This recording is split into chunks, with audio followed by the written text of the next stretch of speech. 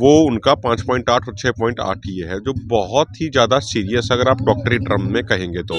सरकार को तो एक सेकंड लगता है बदनाम करने के लिए। सरकार तो कहते है कि बोला देखो जी इनका तो विदेशों से संपर्क है, विदेशों से कॉल आ रही है, इनको जिस माटी में जन्म लिया उस माटी खातर के मैं कराएंगे, माटी के बने हर माटी में मिल जाओगे। ये किसान तो अड़ियल है, असल में किसान अड़ियल नहीं है, सरकार अड़ियल। आप देख रहे हैं सिटी तहलका और खनौरी बॉर्डर पर हम मौजूद हैं और जगजीत सिंह डल्लेवाल का 1 महीने से भी ज्यादा जो है आमरण अनशन हो चुका है, लेकिन किसानों के द्वारा देश भर में हर स्टेट में चाहे ट्रैक्टर मार्च हो या फिर रेल रोको आंदोलन हो, तमाम तरह के जो है प्रयास किए गए, संघर्ष किया गया, लेकिन सरकार नए जो है चाहे बातचीत करने का रास्ता हो या फिर कोई भी किसानों से शुरुआत जो है अब की बार नहीं की जा चुकी है। फिलहाल हमारे साथ अभिमन्यु कुहाड़ मौजूद हैं। अभिमन्यु जी, किस तरह की तबीयत जो है अब है जगजीत सिंह की? देखो 2 दिन पहले से वो जो पानी पी रहे थे वो पानी भी ज़्यादा अंदर नहीं जा रहा है, क्योंकि शरीर का एक फंक्शन होता है कि जब आदमी लंबे समय तक कुछ नहीं खाता, पानी के अलावा कुछ नहीं पीता, तो पानी का भी टेस्ट बदल जाता है और पानी भी उल्टियों के माध्यम से, वोमिटिंग के माध्यम से बाहर आने लग जाता है। तो यही उनके साथ ये स्थिति बन रही है, इसी स्टेज में वो पहुंच चुके हैं। कल जो लेटेस्ट रिपोर्ट आई है कीटोन बॉडी की, जो ये बताती है कि कितने दिन लगभग हो गए उनको खाना खाए हुए या पानी के अलावा कुछ पिए हुए, तो जो सरकारी डॉक्टरों की रिपोर्ट है वो कह रही है कि 5.8 से ज़्यादा है और प्राइवेट डॉक्टरों की टीम ने कह रही है 6.8 से ज़्यादा है।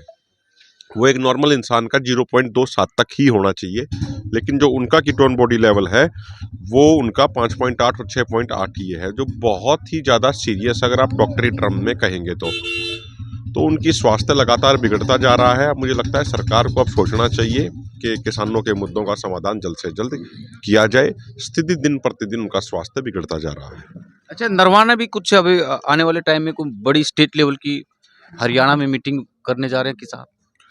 देखो लगातार कार्यक्रम चल रहे हैं, जो कार्यक्रम होंगे पूरे देश भर में चल रहे हैं, तो जो भी हमारा कार्यक्रम होगा वो हम आपके साथ सही समय पे जैसे भी रणनीति बनेगी उसके अनुसार हम आपसे साझा करेंगे। अच्छा अभिमन्यु जी, पता चला है कि आपको अब फोन से अपने से ही डर लगने लगा है, क्या क्या वजह है? नहीं, डर लगने की बात नहीं है। अभी आप आज जो चर्चा कर रहे थे, मेरी स्टार्टिंग से ये एक आदत रही है कि मैं कोई भी विदेशी नंबर से कॉल आए, मैं विदेशी नंबर से कॉल नहीं उठाता हूँ, कभी भी नहीं उठाता मैं। और ये पिछले जब से मैं सामाजिक जीवन में आया हूँ तब से मैं इन चीज़ों का विशेष तौर पे ध्यान रखता हूँ पूरे तरीके से। तो अभी पिछले 2-3 दिनों में देख रहे हैं कुछ विदेशी नंबरों से ज़्यादा व्हाट्सएप पे कॉल आ गई या नॉर्मल कॉलिंग आ गई, लेकिन हर बार की तरह मैं उठाता नहीं हूँ मैं, क्योंकि हमें नहीं पता कि सामने कौन बैठा है, किस तरह का मेंटलिटी का आदमी है, क्या नहीं है। सरकार को तो एक सेकंड लगता है बदनाम करने के लिए।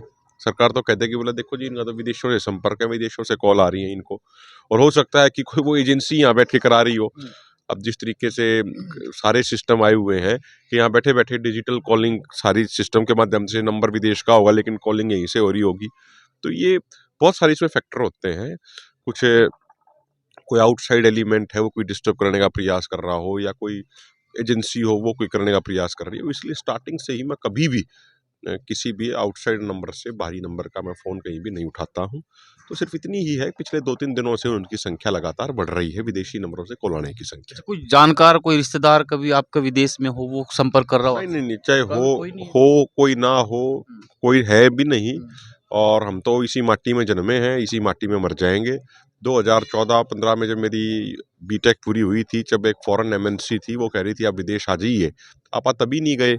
अपन ने तो उस टाइम भी ये कहा था यार जिस माटी में जन्म लिया उस माटी खातर के मैं कराएंगे, माटी के बने हर माटी में मिल जाओगे, तो क्या का फालतू का बीच में इतना फंड क्या का करना है।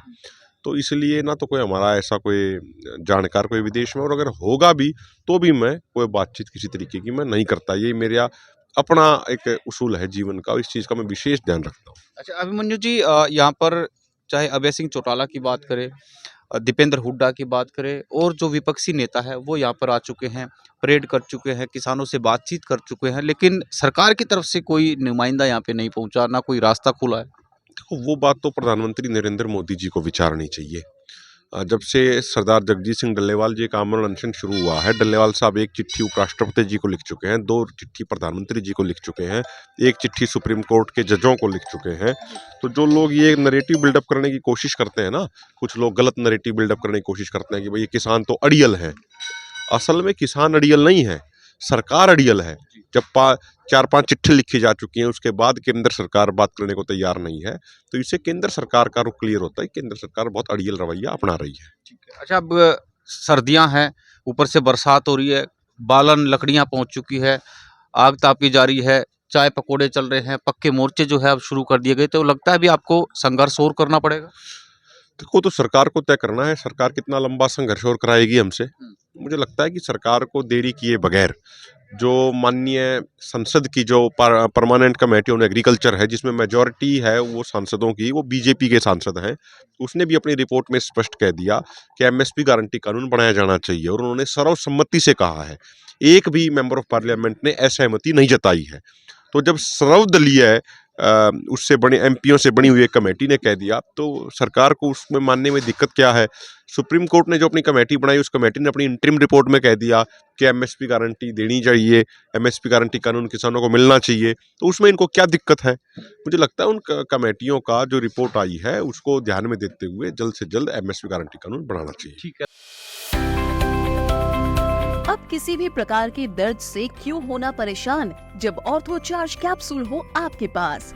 सभी प्रकार के दर्द में आयुर्वेदिक पद्धति पर आधारित रामबाण इलाज। कबीर औषधालय का ऑर्थो चार्ज ऑयल, कैप्सूल और सिरप आपको देता है तुरंत आराम। अनेक प्रकार के दर्द जैसे sciatica, spondylitis, rheumatic pain, arthritis, lumbar pain, सभी दर्द को दूर करने का रामबाण इलाज 100% आयुर्वेदिक जड़ी बूटियों से बनाया गया ऑर्थो चार्ज कैप्सूल और ऑयल एक बार प्रयोग में अवश्य लाएं। अधिक जानकारी के लिए संपर्क करें।